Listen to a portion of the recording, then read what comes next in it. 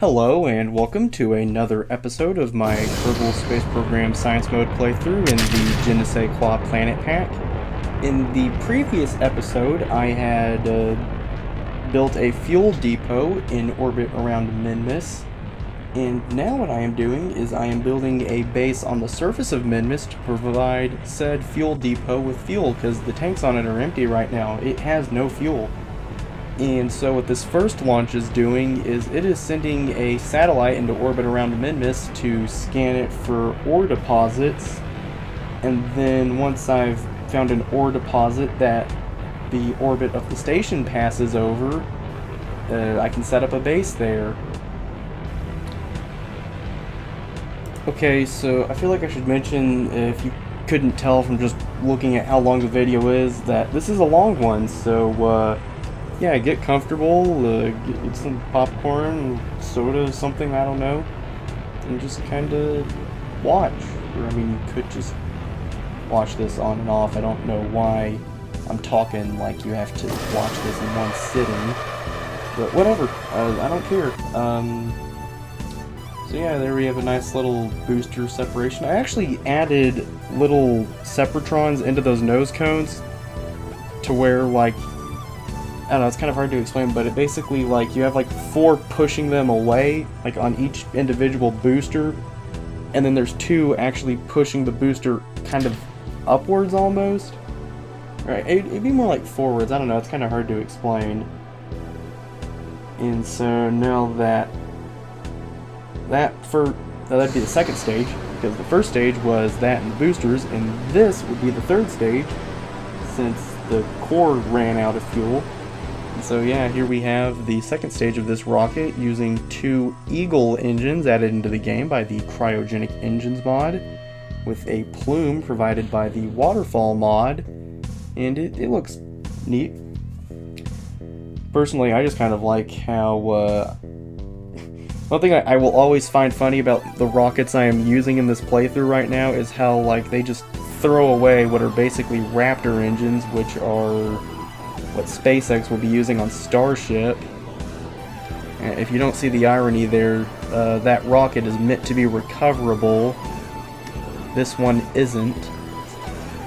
But yeah, so I think this is the Minmus injection burn, because I don't know, it's an odd angle for an orbit circularization or something, and yep, we are leaving for Minmus now.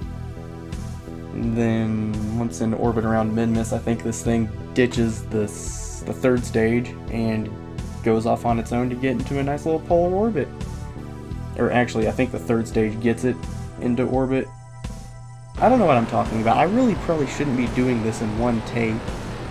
Although to be fair, I'm not, because this is like a second take of the voiceover, because earlier I mentioned, whenever I was doing that get something to eat and drink bit, I mentioned some specific brand names, and I don't know, I know that can kind of lead to issues, or so I've been told, although really I think it's okay as long as you just specify you're not sponsored, but I don't know, I'm too small of a channel to deal with legal issues. I don't really have the money for it, so better safe than sorry, right? In fact, come to think of it, I'm probably overthinking it. Although, you know what's one thing that I am not overthinking? The simple fact that I should probably be using a script right about now, because this is my first video in a while where it's just me talking. You know, there's no script, there's no real explaining what's going on, it's just me just coming up with chatter. But here you can see the scans of the surface have been done, and all that purple there, that's ore deposits. So yeah, I think I picked one near the South Pole for where my base is going to be. But before I can build a base, the Kerbals on the station need a way to get there. And so I built this lander that I'm launching on this little wannabe Jupiter 3 thing I have here. This was honestly pretty overkill, but I don't know, I actually have yet to really use a Delta V map in this planet pack. Like, I'll just kind of build a rocket, and, you know, I'll just kind of either go, yeah, that looks good enough, or, well, let's make this a bit more. And so, you know, I'll either end up with something that fails miserably, or is extremely overpowered for the task it was meant for.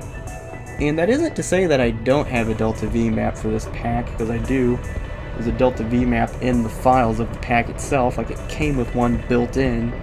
I actually have it moved onto my desktop, and actually, come to think of it, I do use it sometimes if I'm not sure about something, but anyways, there's the booster separation of those external tanks.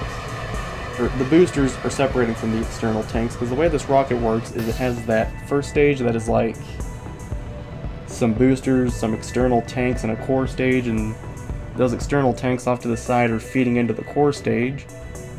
Or at least they were until they were decoupled. And there were also some boosters on there just to be sure, although those Allosaur engines provide so much thrust that the boosters are honestly pointless. They're just extra Delta V, really.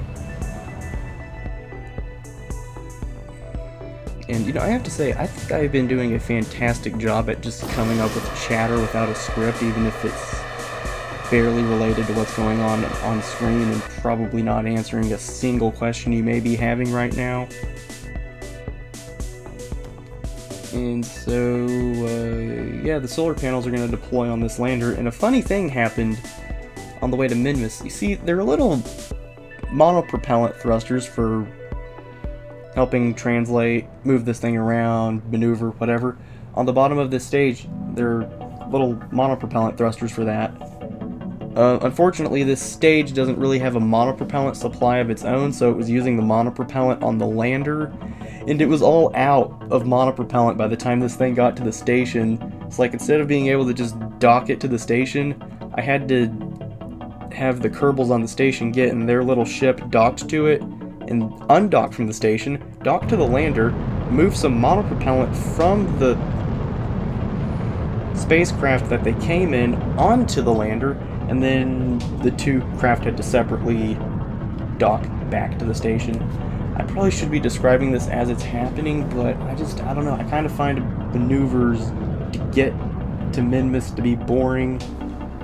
Because, like, all this is just the same injection.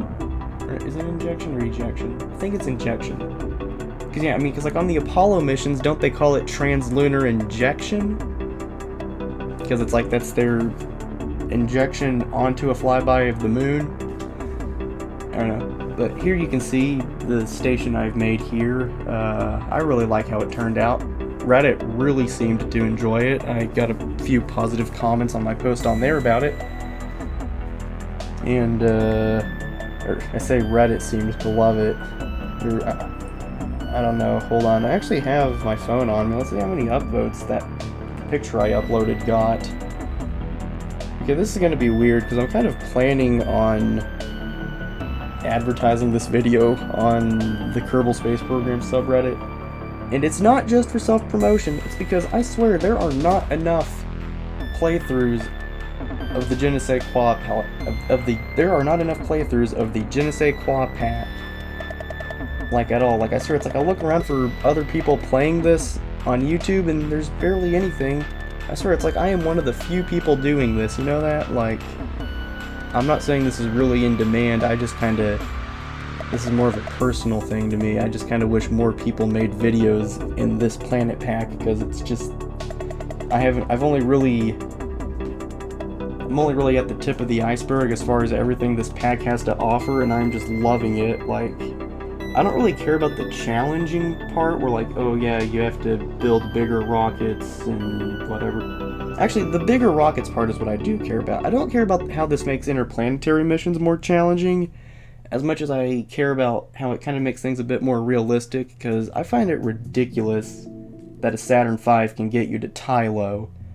I mean, sure, it's not with a realistic amount of space, because, I mean, let's be honest, if humans were to go to, like, okay, the realistic equivalent of that, if, like, our solar system was at the Kerbal scale, that would be sending people to Jupiter in something the size of a minivan, basically. Like, I'm pretty sure they'd be, you know, just killing each other long before they got to Jupiter, you know? Like, just slitting each other's throats and, you know, blowing people out of airlocks and stuff. Although, if we're talking about Apollo here, the closest thing to an airlock would have been shutting off the command module from the LEM, and then opening the hatch of one of those two. Why am I going into this much detail about some made-up scenario? I feel like I was going somewhere with this. Okay, so actual commentary lost to tangents aside, I should be launching something now. Okay, so this is one of two things. It's either a nuclear reactor. No, it's not. It's not either of those things. What it is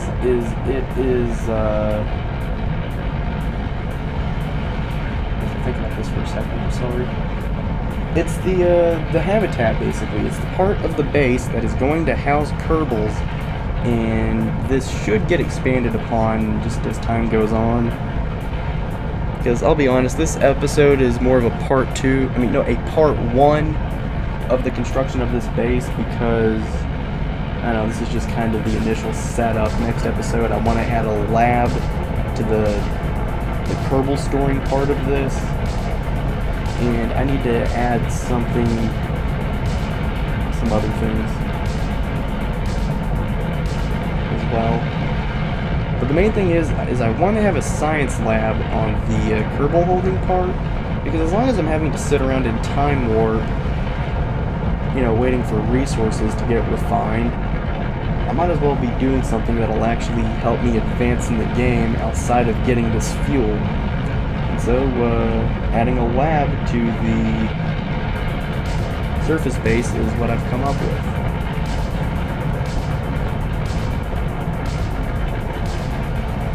And, okay, I seem to have run out of things to talk about.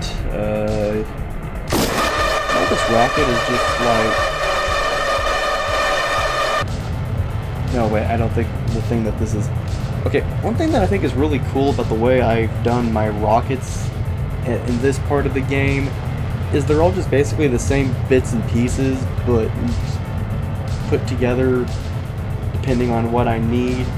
So, like, this rocket I'm using right now would have a 4th stage after this 3rd stage goes out. Because like, the first stage is the boosters and the core, then the 2nd stage is just the core stage on its own, 3rd stage would be this, and the 4th stage would be a little smaller one above this one, but that's not there because this is not that original rocket design. But anyways, I just think it's kind of neat how like I just kind of have like a bunch of modular bits that can be taken off and put on, so it's like I'm not having to think up an entirely new rocket for each payload. I can just put together what I already have in such a way that it works. Now, one thing that I really regret about this is the fact that the little transfer stage on this didn't last as long as it was supposed to, and the sky crane had to take over for it. The sky crane, of course, being that little bit on the top of the module, the silver bit, the metal part. And what that little bit on top with engines is going to do is that'll just kind of land it on Minmus, and then when it's not needed anymore, it'll detach and go off to somewhere to crash. So yeah, I don't know if this is circularizing the orbit or if this is Minmus injection. This is like the 3rd time I've mentioned this. I really need to come up with something else to talk about. Because, like, I swear, the modules themselves getting to Minmus is just basically the same thing happening over and over again. Like, I really need to come up with something to talk about in the meantime, don't I? I sure do. Well, interestingly, you know why this thing doesn't have the typical 3rd stage of one of my rockets and instead is using this Wolfhound-powered thing? Wolfhound being those engines that are on it. The reason is because I was a bit worried about boil-off, because that's something you have to worry about with cryogenic fuels like methane, which is what my 1st and 3rd stages run on. Although they aren't really 3rd stages, considering they can be 2nd stages if I'm launching the right thing. But yeah, I think this is just putting itself into orbit around Minmus, and then it's going to land at a waypoint that I put on one of the areas with an ore deposit. It should be getting into position to do that soon, if it isn't already. And so the way that this is actually going to work is like a thing that can be expanded upon is you'll notice the little circular things at the bottom of this. Those are basically docking ports that expansions to the base can dock onto. Or actually, I guess I should say attached to. Docking port is something for expansions to dock onto. That sounds like a very redundant sentence, doesn't it? Well, I think so at least. And so now we're just sitting here because I am a somewhat lazy editor and didn't cut out this part where I'm just sitting still for no reason. Don't know what's up with that.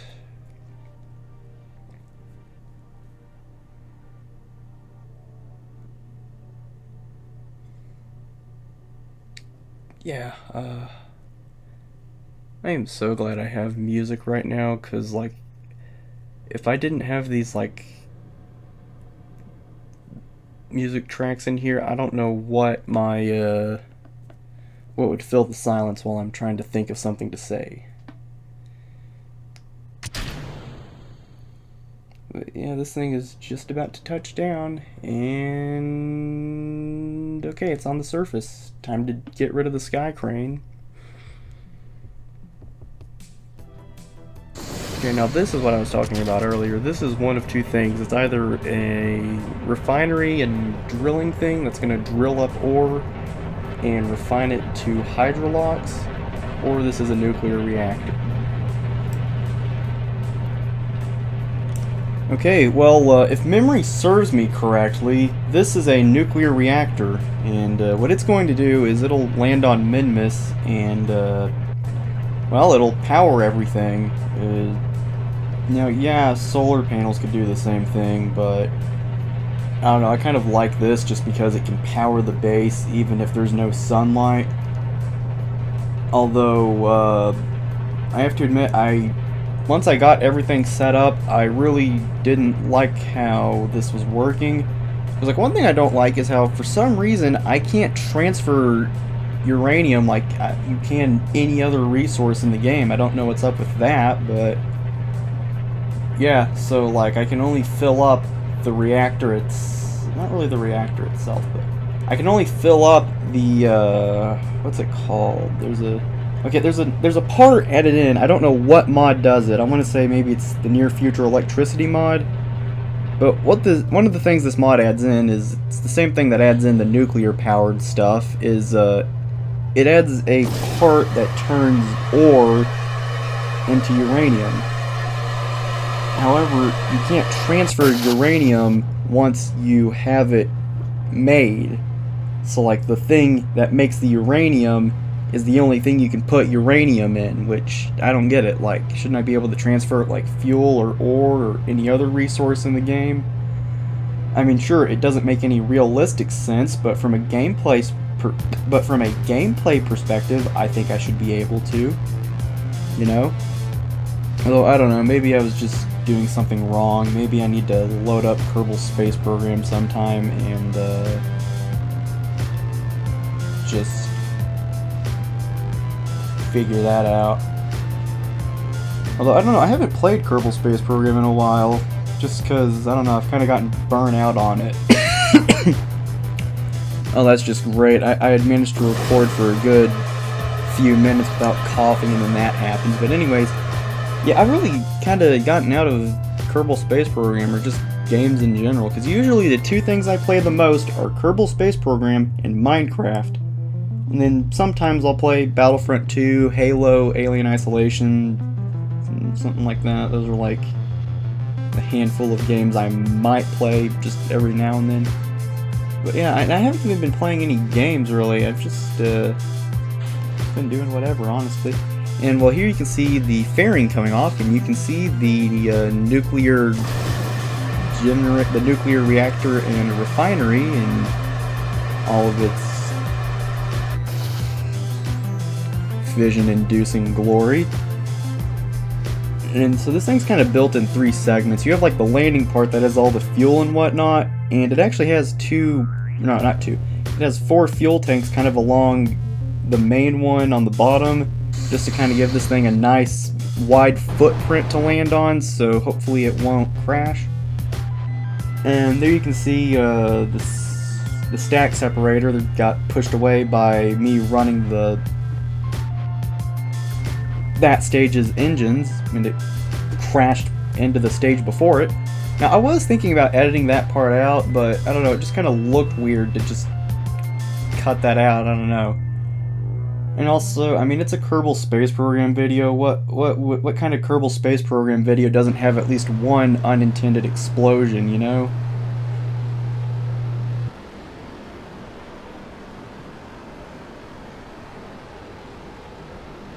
But anyways, this reactor refinery thing has its lander part, and then there's the refinery that refines ore from the miner thingy into uranium, and then that uranium goes towards powering the reactor. And then just right on top of all of that, you have a truss with 3 radiators on it, because, you know, turns out fission produces heat. That's actually why it's used for power and whatnot. I don't know how this works in I don't get how a nuclear reactor works in space, though, at least the kind I see in game. Because I get like how in real life, you know, you have your nuclear reactor that heats up some water, water turns to steam, steam turns a turbine.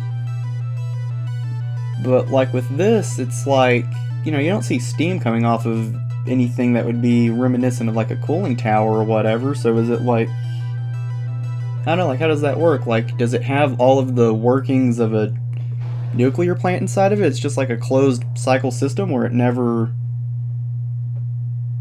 has like something like a cooling tower, or not really cooling tower, but somewhere to blow out steam from. But then, like, where does it get? But then, if we're assuming this works exactly like a nuclear plant would, then like, how does that steam? Like, I guess there's just a condenser or something in there turning the steam back into water, and then it just goes back through. I don't know. I am as far as it gets from being qualified to talk about these things. I don't know. You know, it's fun to be like an armchair nuclear person, you know that? Like, just to pretend for a little bit that you know what you're talking about when it comes to those sort of things. Well, anywho, this is the ISRU, or In Situ Resource Utilization. And what this is going to do is it'll land near the base, and it's just going to mine ore up from the ground and turn it into hydrolocks. Although it can turn ore into just about anything, like liquid fuel, oxidizer, xenon, and probably some other things that I don't even know about. But those are the main ones that I can think of off the top of my head.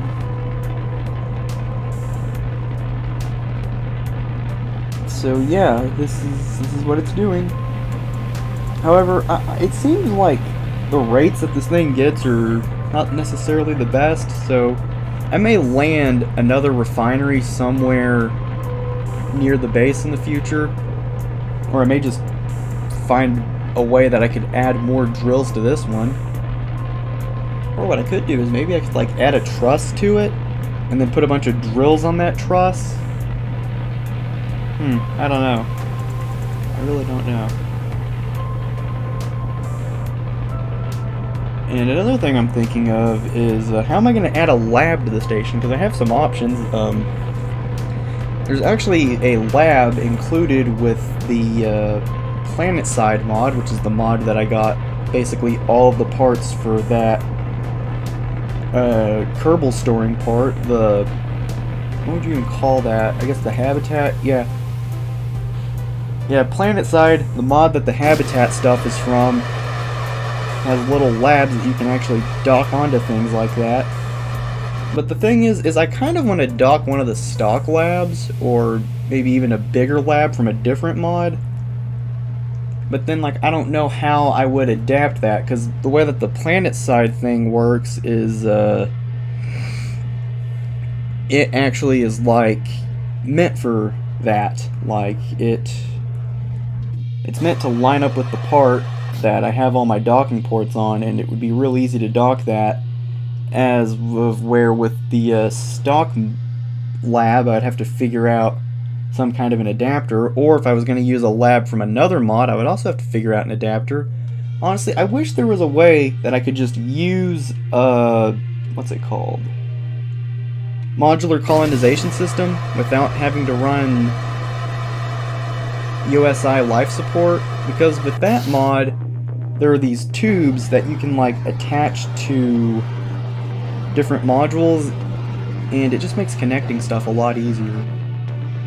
Well, anyways, here you can see the ISRU just doing its Minmus injection burn, and you can see it's basically the same as the reactor. I just replaced the outer fuel tanks with ore tanks, and the nuclear reactor and uranium refining bit with an ISRU. And you may notice the stage that got it here only has 3 engines. I just did that because I was looking at the Delta V and whatnot in the vehicle assembly building, and I noticed it was a bit overkill, or something about it was just a bit too much. And it was like 4 engines was too much, 2 was going to be too little, so I went for 3 because I figured that was the most efficient I could get this, or at least that's what I think I was thinking, because it's been a while since I was thinking about this, and I didn't think to write this down, so I really don't know what was going through my head at the time, so let's just go with that. And I guess this thing is putting itself into orbit around Minmus, and then the ISRU can just do its little landing dance, and yeah. Okay, maybe this is not happening as soon as I thought it would be. You know, come to think of it, I think it may have used this stage to deorbit, which is what I think is happening now. Because, I don't know, I kind of am overestimating how difficult everything is in this pack, because the thing is, some of the bodies in this pack actually retain their stock gravity. Like, I'm pretty sure Minmus is just bigger, but it has at least about the same gravity as it does in stock. Or so I believe, I don't know. I need to look these things up before I say them. Anyways, there you can see the ISRU is just getting its landing spot figured out. And the way that I did that was I used the trajectories mod and I turned on in-flight trajectories, which just shows where you're going to land with a little kind of target thing. It's the red thing off in the distance. That's telling me where I'm going to land if I keep going the way I am in that moment. And then there's also a little blue line that's there for some reason. I'm not real sure why.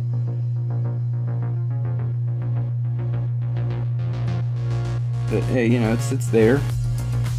It is present. And then you'll also notice this thing has solar panels, because even though, well, actually so does the nuclear module, because I launched the nuclear module empty, meaning it doesn't have any uranium. So what's going to have to happen is once some Kerbals come down to the surface and connect everything, they're going to have the ISRU mine some ore, and then the nuclear module is going to have to refine some uranium from that ore to power its reactor. And so this next bit that launching is just a little rover for Kerbals to get around the base on, because it's not really that big. But the thing with Minmus is it acts weird, or rather the Kerbal walking animation acts weird with it, in the sense that, like, they basically jump when they walk. And because of Minmus's low gravity, it's like they spend a while in the air before they come down, so you're not really able to cover much ground on foot on Minmus. So what I thought I would do is I would just make this little utility rover, as I'm calling it, to make it easier to get around. And also, it would have the added benefit of more storage space than a Kerbal's inventory. Unfortunately, because of the placement of the part that stores things, this thing was very bottom heavy, and there was like a bunch of unwanted I don't know, I want to say yaw Okay, yeah, I just looked it up. It's not yaw, it was pitch was the issue I was having. It kept on flipping over. And it was also very back heavy, so it was like just falling onto its backside. Or rear end, whatever. And so yeah, just typical launch things now is all that's really happening. I didn't really want to talk about that very much because you've seen this already with just every launch of the video.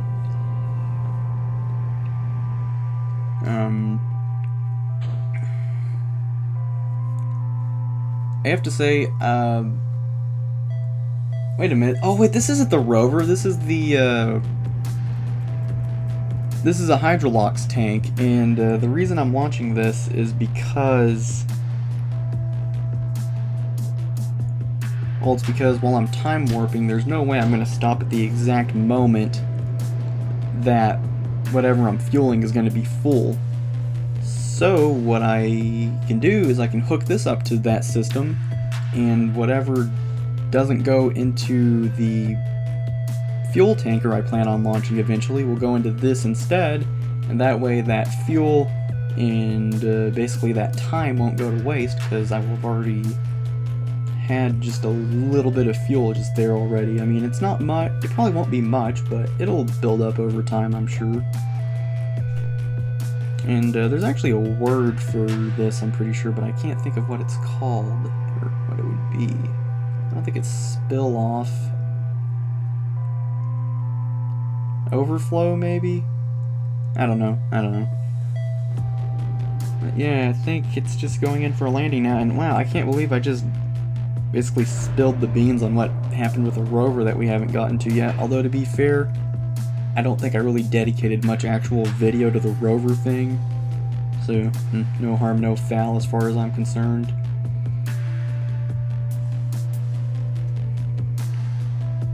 You know, it's like, whatever.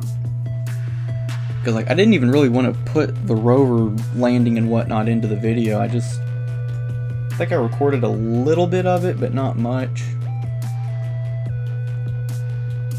And so here you can see the fuel tank just kind of landing between the ISRU and the habitat.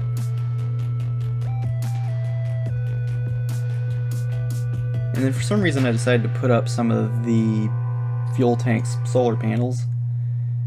Okay, now this should be the rover.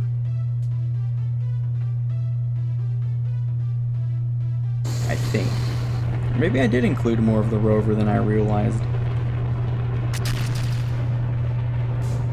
Maybe this isn't even it. Maybe I forgot something else. I really don't know.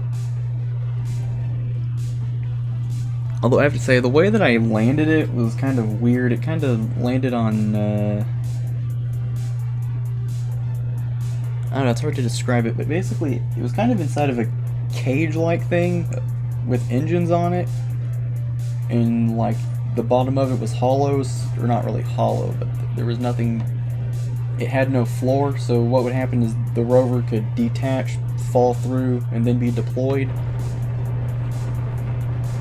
But yeah, I don't know why, but I really do love this view of the stage separation.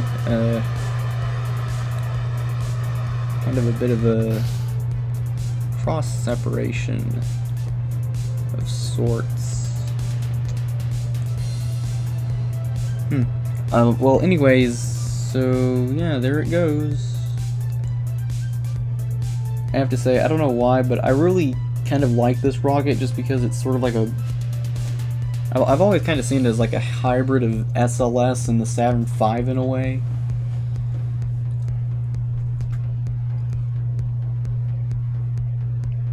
Which is funny because the boosters it uses use what's basically Kerbal Space Program's equivalent to the F-1B, which was a proposed rocket engine design that would have basically been a modernized F-1, which was the engine of the first stage of the Saturn V rockets used in the Apollo program.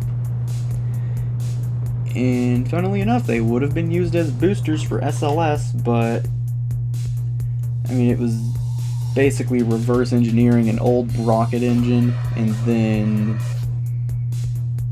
figuring out how to do it better.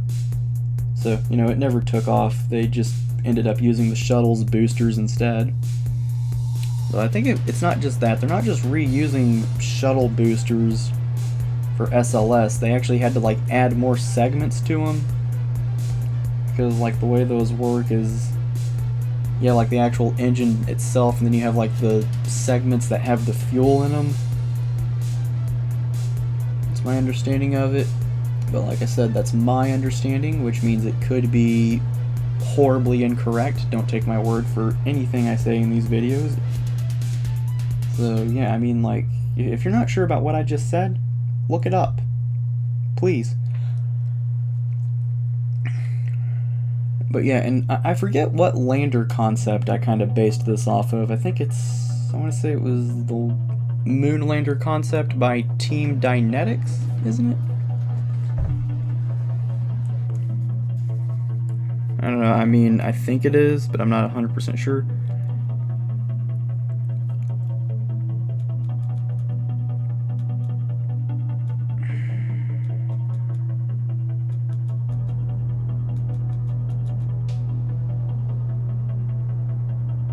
Or I don't even know if they're called Team Dynetics. I think they're just called Dynetics, but yeah.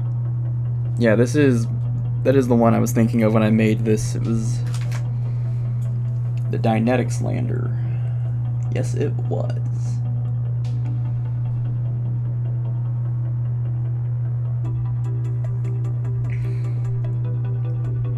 And, you know, I just landed this far from the base because I was thinking, oh, this is the thing I barely recorded anything of. So the lander, I realized the RCS on it was kind of pitiful. Like, it wasn't very good at maneuvering.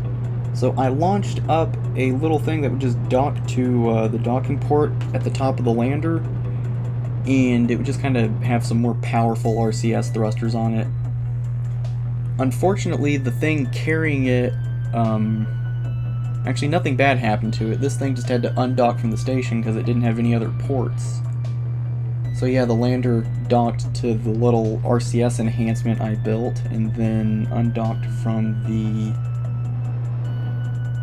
thing that brought it over before docking back to the station, and then I just kind of waited before deciding to undock the lander again and send my Kerbals down to the surface. The two I sent in particular were Valentina Kerman and Ribery Kerman. Valentina being the pilot, and and Ribery being an engineer, which is what would be needed to put everything together.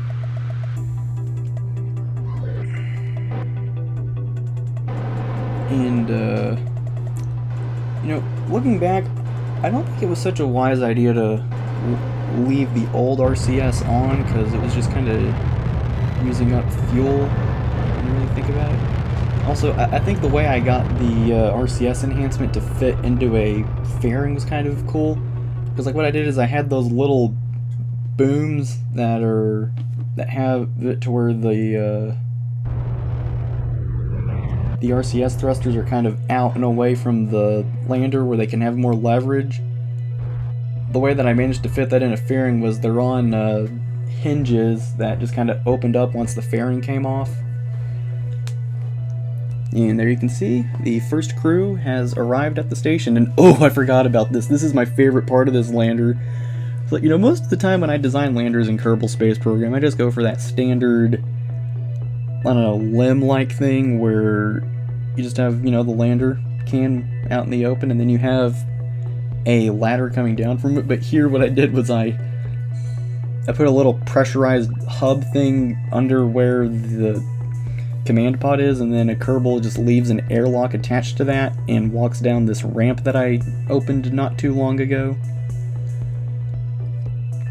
I don't know how this would really work, but I guess we can say, you know, there's a ladder inside that they climb down, and then, yeah, I don't know. I'm not sure this is the most practical way of doing this, but it's a way.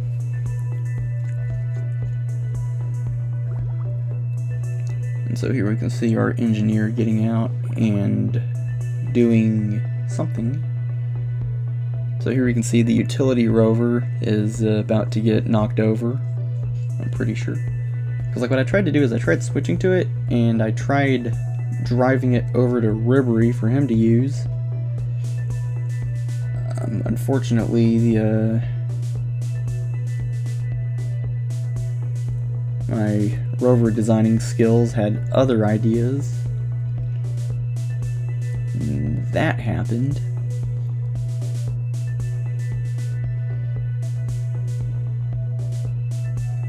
Yeah. And so now I had to figure out how I was going to fit everything into Ribery's inventory. And what I came up with was, instead of accessing, I'd just remove his parachute, and then I'd just grab everything that I had put onto the RCS enhancement, because I had a feeling the stuff I put in the rover may not have been enough. So I just put some storage boxes on the RCS enhancement, and put some sockets and resource transfer stations in it. And I have to admit, at this point, I didn't really know how resource transfer stations worked, so I don't know, I kind of had to figure this out as I went along, but I figured it out pretty quickly. Just have to put on a socket and then select the socket to put the connector on it, but yeah. And the thing is, you will not have to watch me figure this out. I'm pretty sure I cut to the point where I realized what had to be done. And there you can see I'm just going into construction mode and putting on a socket.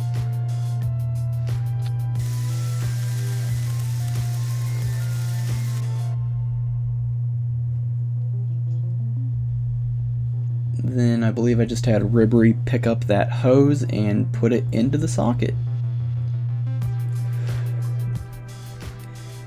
And so yeah, he did that, and then I think he did some other things after that. I'm pretty sure I just had him connect all the other bits and pieces, like the overflow tank, and I think the actual, like, the habitat was too far away to connect, so it won't be getting electric charge from the reactor. And so yeah, now you can see the ISRU is just mining, while the nuclear module uses its little reprocessor thing to make uranium. And I just kind of did a little time warp to make sure the setup was going to work. It does, pretty much, yeah.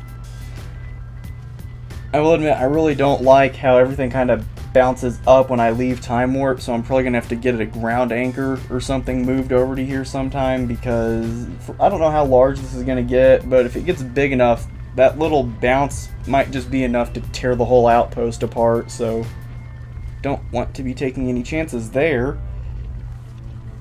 And so yeah, here you can see Ribery connecting the overflow tank now, is what I believe is happening here. So I'm just going to put on the socket,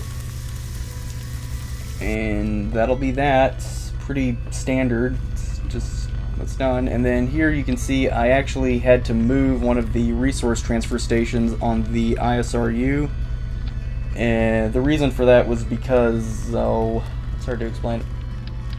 Well, basically because there wasn't one that was in line with the socket on the overflow tank.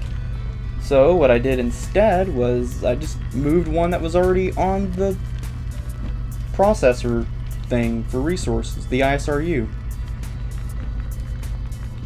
Yeah, and so just went back into build mode again, attached the resource transfer station, and then grabbed the hose and walked it over to the overflow tank.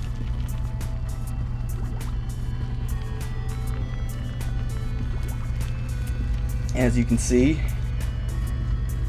And then I just realized I am describing all of this well before it happens, and that gives me nothing to talk about whenever the thing I just described is actually happening. Although, I don't know, I think that kind of helps make sense of things if, for whatever reason, what's happening on screen wasn't obvious enough. So, I don't know, I mean, leave a comment down below as of what you prefer.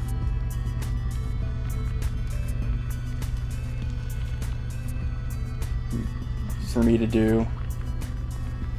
because I try to respond to that stuff and make changes to my videos accordingly. Like, I remember one guy suggested I have music fade out between voiceover parts stopping and beginning, and while you won't see any of that in this video because I talk throughout the entirety of it, I have tried to incorporate that into some other uploads. And so yeah, that's the end of this video. So I'm gonna have to launch some things in the next episode. Most notably, I'm gonna have to launch 2 things for hoses to connect to with resource transfer stations on them so they can link up to things that are out of range of the hose.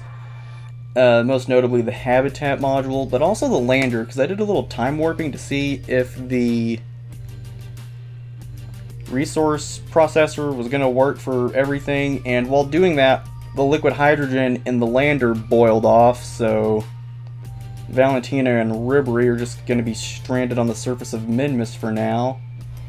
And with that all being said, if you liked what you saw, then please consider liking the video. If you have anything to say about this video at all, then please consider leaving a comment. And if you want to hear about it every single time I upload, please consider subscribing and enabling all notifications. And with that being said, that is all from me for now. Goodbye.